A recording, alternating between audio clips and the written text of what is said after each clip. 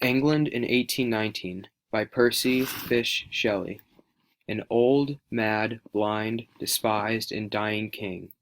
Princes, the dregs of their dull race, who float through public scorn, mud from a muddy spring. Rulers, who neither see, nor feel, nor know, but leech-like to their fainting country cling, till they drop, blind in blood, without a blow. A people, starved and stabbed, in the untilled field. An army whom liberticide and prey makes as a two-edged sword to all who wield. Golden and sanguine laws, which tempt and slay. Religion, Christless, godless, a book sealed. A senate, time's worst statute, unrepealed. Our graves from which a glorious phantom may burst to illuminate our tempestuous day.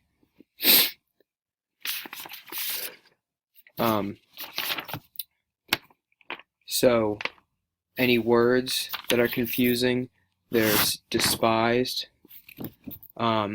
which means hated. The dregs are the most worthless part. Cultivated, or untilled, which means cultivated, uncultivated, unfarmed. Prey, it's something that was being hunted. Wield means to hold or to possess. Sanguine means positive.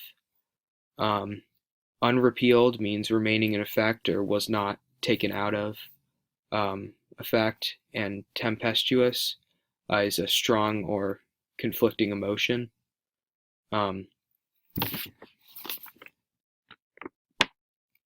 So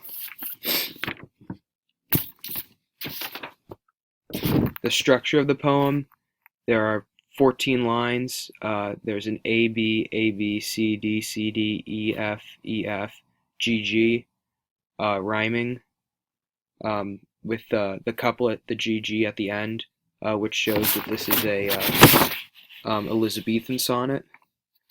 Each line has 10 syllables in it, and the entire poem is one large stanza. The attitude of the poem. So the mood of the poem is sad and hopeless because of what's happening in England at this time, and the tone that I tried to portray was angry towards all the corruption and the separation of wealth and the immoral actions that are occurring.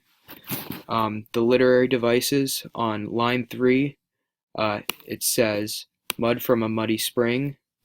That's referring to the princes who are mud, or they're bad from a muddy spring, which is referring to the royal family. So they're all bad. The princes are bad, coming from a bad family. There's an extended metaphor on line 5 and 6. But leech-like to their fainting country cling, till they drop, blind in blood, without a blow.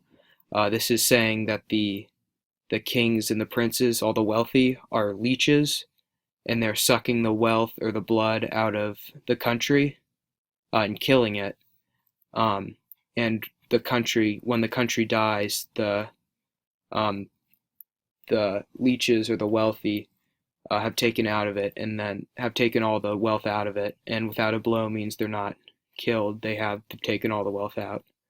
The mood and tone, as I said before, and also the rhyming, the A-B scheme. The theme of the poem, or actually I'm going to summarize first. So these first two lines are showing that the people do not like the rich, that there's a big separation of wealth in England at this time. Again, the extended metaphors. And here, a people starved and stabbed in the untilled field, an army whom liberticide and prey makes as a two-edged sword to all who wield. The people in the army, this is where the immoral actions are occurring. The people in the army are killing people. And so it says, whom liberticide and prey, so who kill liberty or freedom, and also also other people. So that refers to the two-edged sword that they're wielding. They're killing, one edge being liberty, killing freedom, and the other being prey, killing their prey. Um, Down here, these three, golden and sanguine laws, or golden and positive laws, which tempt and slay. That's saying that Parliament, these are laws that were supposed to be good, but because there's so much corruption, this section is also getting at the corruption in England. They tempted, so they were supposed to be good, but they actually were bad, so they slayed. Religion, Christless, godless, a book sealed. That refers to the Catholics in England at this time were the minority. So a book sealed would be the Bible. And a Senate times worse statute unrepealed. This again refers to the corruption. A Senate would be Parliament, and it's corrupt at this point, but there's no power to take it away. So that would be unrepealed. And the graves, so our graves from which, that refers to the king, the princes, the army, the laws, the lack of religion, and Parliament, and our graves from which a glorious phantom may burst. So these are all bad things, and to illuminate our tempestuous day. So once all these things fall, people will see that England is really in a bad place in this time. So once they fall, it will show people that England was in a bad place and it needs to be fixed. So the theme of this poem is Percy Shelley is trying to say that England is in a bad time. He's angry about the corruption of the government, the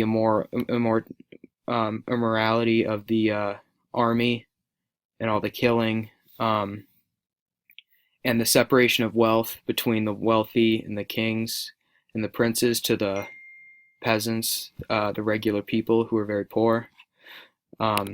So he's using this to show all of those things and how he's angry about them. So thank you.